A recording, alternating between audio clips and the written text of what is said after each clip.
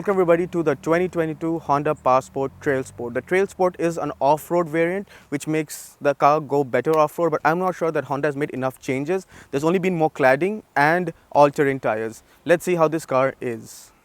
The front end of the car, since this is the TrailSport, has no chrome. The only chrome part is the emblem. Everything else is blacked out, and there is extra cladding in the front as well, obviously when you tackle the soft slush stuff. Approach angle has been slightly modified because the cladding has been modified, so it's a bit better when you tackle the rough stuff. But again, it's got the typical Honda SUV look. The headlights and the DRLs look very much similar to the Pilot actually. When every time you see on the road, you might think that it's a Pilot, but it actually is a Passport. Not that you see very much of these on the road, but again, it's got a very big grille, and you can see the radiator through the grille, which again, I don't know if it works for people, but yeah, it's got the typical Honda family, and I think it's a good looking truck, and it's imposing, especially from the front side. You see it in traffic and you know this is a big vehicle.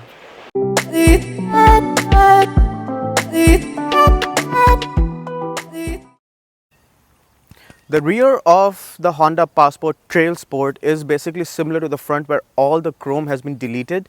The only chrome bits you'll find is the emblem and the exhaust tailpipe, which are, there are two of them, single pipe each side, because this is the 3.5 liter V6. All the 3.5 V6 engined Honda cars have this setup on the exhaust. Everything else is smoked, so you can see there's the strip beneath the emblem, and all the cladding and just the aluminium part that's supposed to be chrome on the cladding is also smoked finished. So all the badges are in black now. The highlight is the TrailSport badge because it has quite a lot of orange on it. But yeah, it's a very simplistic rear end. Got a mild spoiler on the roof, but yeah, not much going on in the back end of the Passport.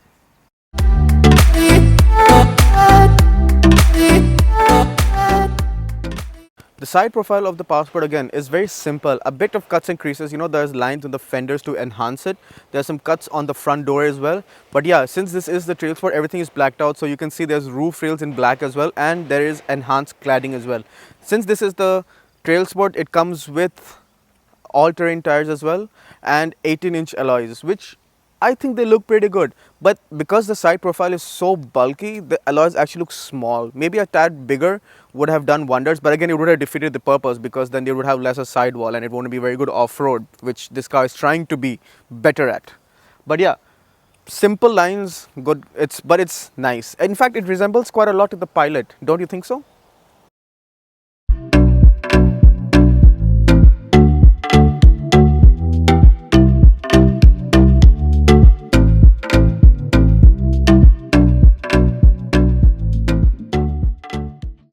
Now I'm inside the 2022 Honda Passport, and as you can see, it's an all black theme, but everything else is really big. The steering wheel, in a time where car makers are making smaller steering wheels, Honda has made a very big 5-spoke one.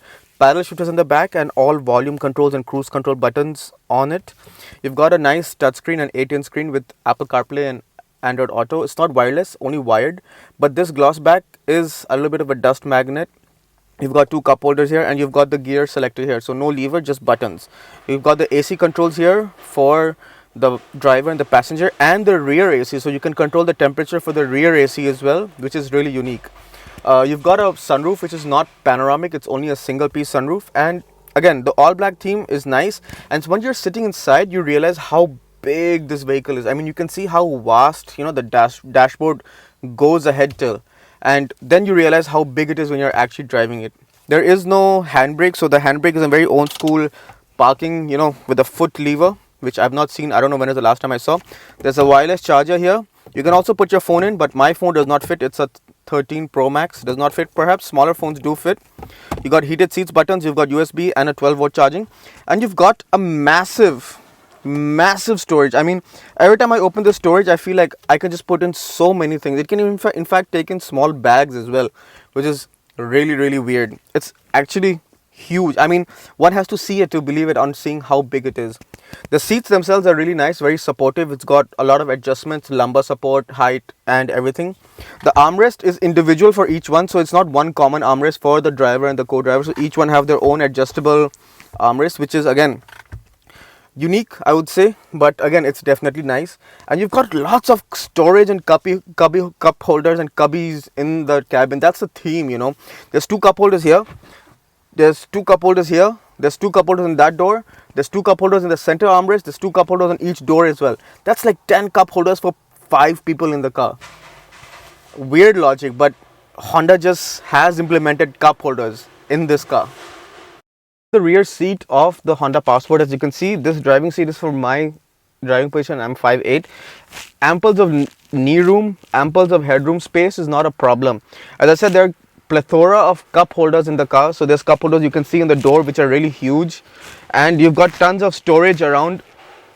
One big downer is that it's not a panoramic sunroof, so it does feel a little dark, especially with this privacy glass option that this car has. The rear windows are a little dark, although they're very big, but because they're dark and the black interiors, it just feels a little claustrophobic inside. Maybe with a bigger sunroof, it would let more light in. But yeah, again, spacious. You've got AC controls, two USB ports, and a proper AC, charging port. Got pockets in the back, and you've got an armrest with, guess what, more cup holders. Again, it's a nice place to be. Comfortable, spacious 5-seater, I would say. Even the middle passenger is welcome because there is no transmission hump in the middle, so all 5 people would be equally comfortable in the back here. Behind the wheel of the Honda Passport, so let's see how this car drives. So to start things off, let's get the numbers out of the way. This has the 3.5 liter naturally aspirated V6 engine mated to a 9-speed torque converter gearbox. The engine produces 290 horsepower, which is pretty healthy, but this car weighs a lot at about 1.9 tons, which is pretty hefty. I mean, you can tell that it's a pretty big car, but the engine has torque, from 2000 3000 rpm onwards. It pulls pretty well, especially if you're in normal mode and you put the foot down, and it pulls well. It's a nice surge, and it revs very cleanly. It revs very cleanly all the way to its red line, which is very smooth. Typical Honda motor. This is what Honda has known to become famous for, and it's so nice. When you brake, then you feel the mass of this vehicle. When you brake, it requires a good shove on the pedal, because then you know that you have to stop a lot of weight, which is disconcerting, if I can say, at times. But you can see the ride is awesome. It's riding on 18-inch tires, on 18-inch rims, and it rides really, really well. Bumps are dismissed, though there is quite a lot of vertical movement, and especially when you turn in, the steering is pretty accurate, but because the center of gravity is so high, there's quite a lot of body roll.